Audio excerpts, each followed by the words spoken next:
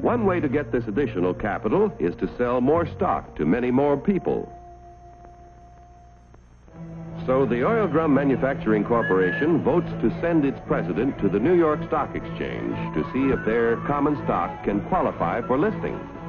The corporation wants to list its securities on the exchange so that the additional stock they need to sell will be more attractive to investors all over the nation.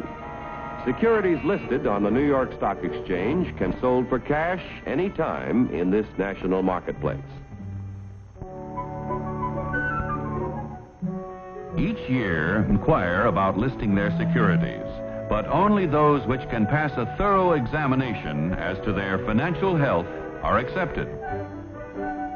Calling the president of the Oil Drum Manufacturing Corporation. Calling the president of the Oil Drum Manufacturing Corporation. Report to Examination Room B.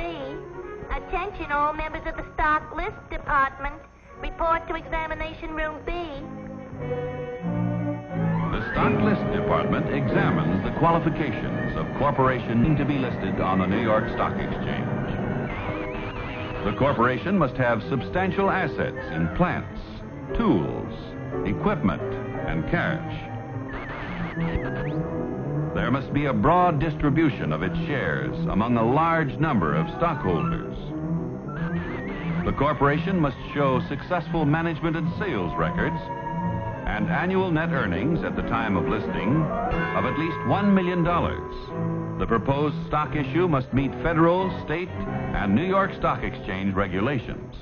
The corporation must agree to report to its stockholders at frequent intervals. If the examination by the Stock List Department indicates the corporation meets minimum requirements of the exchange at the time of the examination, the corporation's application for listing is recommended.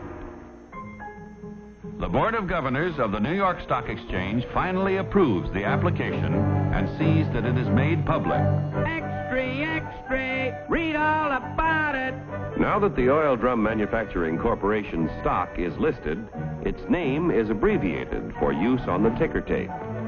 Each time ODM stock or any other stock listed on the exchange is bought or sold, the ticker tape flashes all over the nation the price and number of shares traded. A buyer in Colorado wants to purchase some ODM stock.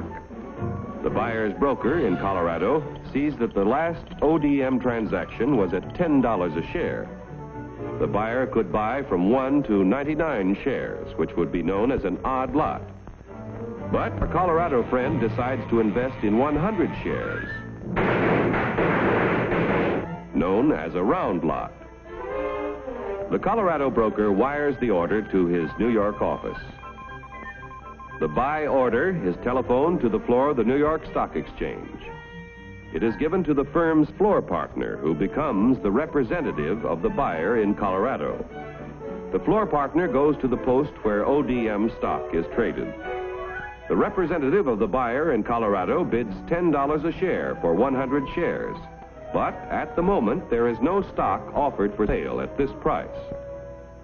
In the meantime, however, in Maine, an ODM stockholder who needs cash decides to sell his 100 shares if he gets $10 a share. The Maine broker wires the sell order to his firm's representative on the floor of the New York Stock Exchange. This firm's floor partner, representing the seller in Maine, offers to sell 100 shares of ODM stock at $10 a share. The price of $10 a share is mutually acceptable and the transaction is made.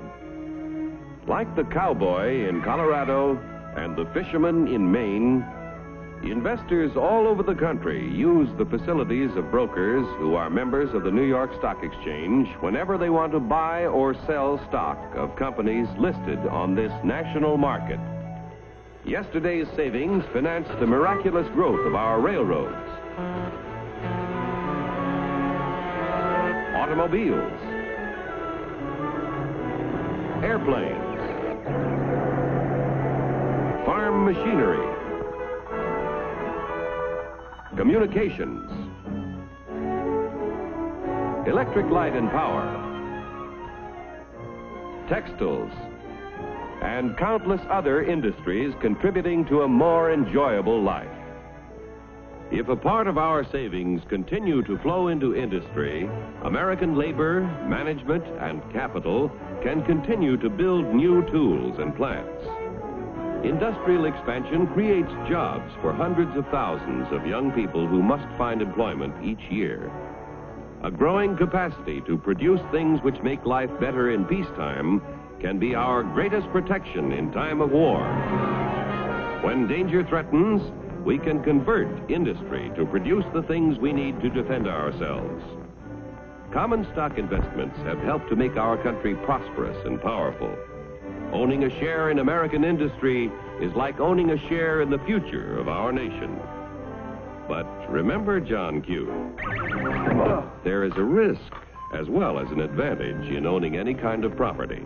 So get the facts before you put your money to work.